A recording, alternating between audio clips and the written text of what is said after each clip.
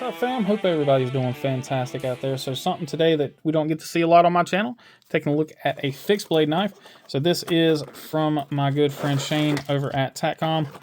We are looking at his, at the Tacknives Marlin. So this is from his budget line. I'm going to go ahead and get out some of the accessories here that come with it. So you do get a pair of pocket clips, or a pair of clips that come with the knife. I want y'all to be able to see these. I'm not going to put them on because how I carry the blade, it's not going to be on my pockets or on my belt. So you do get a rotating, or is it rotating? I'm sure it does. It's got a single screw there. So anyway.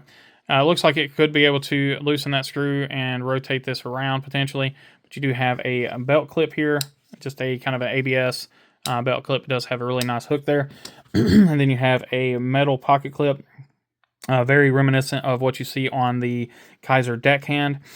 So this would allow it to clip into your pocket and use it as a pocket carry. But most importantly, we're going to go into the knife itself. So the sheath is a little on the large side, I think, for pocket carry. But for pack carry, I think it'll work fantastically. And then you can also very easily get a sheath made for this for pocket carry. But retention is really good. You guys can hear that. Really nice retention on the sheath. But most importantly is the knife itself. So with a fixed blade, the biggest thing you're looking at is going to be how it feels in the hand, the weight, the balance, all that good stuff. Fit and finish and all that on a fixed blade is just kind of... it's just kind of a given. It's kind of hard to screw up fit and finish on a fixed blade. I have seen it done, unfortunately, and I've seen it done quite poorly in a USA-made knife. A knife I didn't even bother reviewing. I may still throw up a review for it, but we'll see. Anyway, this knife is done very, very well. I think we're looking at, is that T10? Yeah, probably T10 hardware on the scales there. So you have a kind of a rock pattern G10, OD green G10, really functional jimping on the back of the blade, and then you have this wicked kind of Tonto blade shape here. I believe you're all flat grinds, if I'm not mistaken. Yeah, it looks like we're a double flat, but it's a dual ground, compound ground, kind of Tonto with a swedge and a poon there. It's just a wicked, wicked blade shape. Well, I've seen this thing in pictures. I've only seen it by itself, and you can't see the size reference of the knife. So getting it in hand, it's a much more compact knife than what I expected. And you have a ton of use on this blade. You got a really nice primary or secondary tip there that will work very, very well for any kind of utility cutting, anything like that. And you got a really strong, really pronounced tip here as well that will work, again, very well. This is Shane's first fixed blade knife design. This is his first fixed blade for his company, so kudos to him again for a really killer design. You probably have already seen the folder design that he's done. He's got a couple of different prototypes, but I have the non-button lock one, that's a stellar blade. Anyway, into this thing, so there's a few specs on it. Again, it's the Tacknives Marlin. You're looking at a 4-inch blade with 8¼ inch overall, and it's 5 ounces, so 4.9 ounces. I will double check that. So yeah, I'm showing 5 ounces, and with the clip, let's see, or excuse me, with the sheath, 6.4 with the sheath. Sheath and belt clip is 7.7. And sheath and pocket clip is 7. So not a very heavy blade. You have a pretty good size chunk of D2 steel here. These are currently available on his website, so I will post the link down below.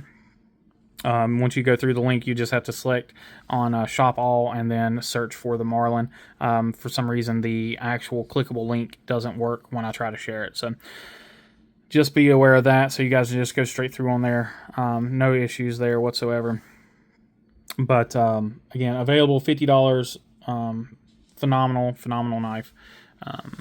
kind of jump in a little bit and take a look at some close-up stuff here.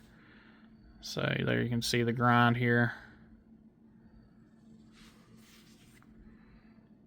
So that is one thing here that I would say is a potential change, is just adding a sharpening choil here. So there is 0 sharpening choil whatsoever. The grind itself looks pretty doggone good. I do know it is very sharp. Your compound grind there is always kind of a bear to get. Anybody that's ever sharpened a compound grind will know that.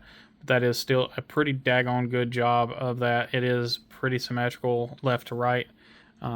Tip looks to be center. It might be off just a hair, but it looks to be pretty centered. But it's a very, very strong tip. G10 looks really good. And the scales are done really well. You got the Tacknives branding there. That's the only branding on the knife. But there's no gapping or anything like that on the scales. And this really nice G10. You got some good milling on the G10 there.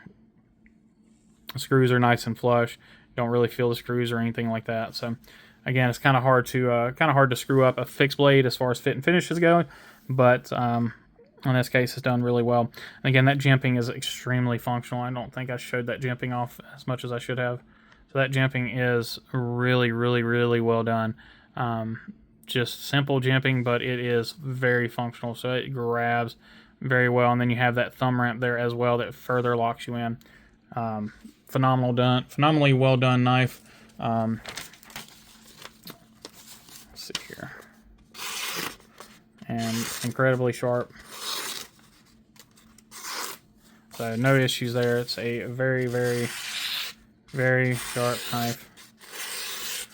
Taking care of some notes I had earlier. Just, I mean, for a $50 knife, guys, this is insane. Really, really well done. Sheath is well done.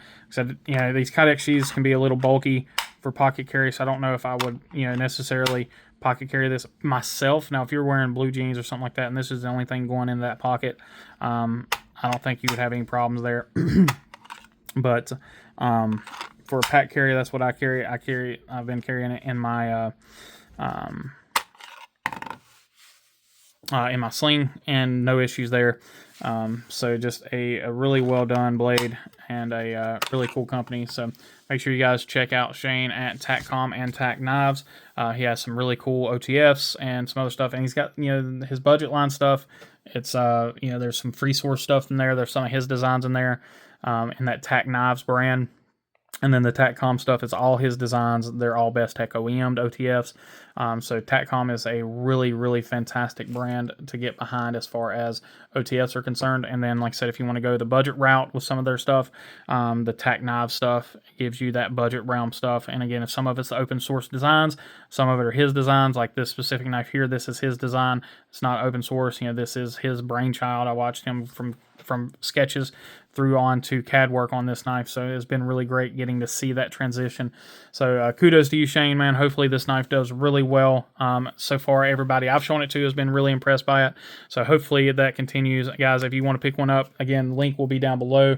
Show Shane some love. I appreciate you guys. As always, please remember to be kind, be humble, be EDC. Take care.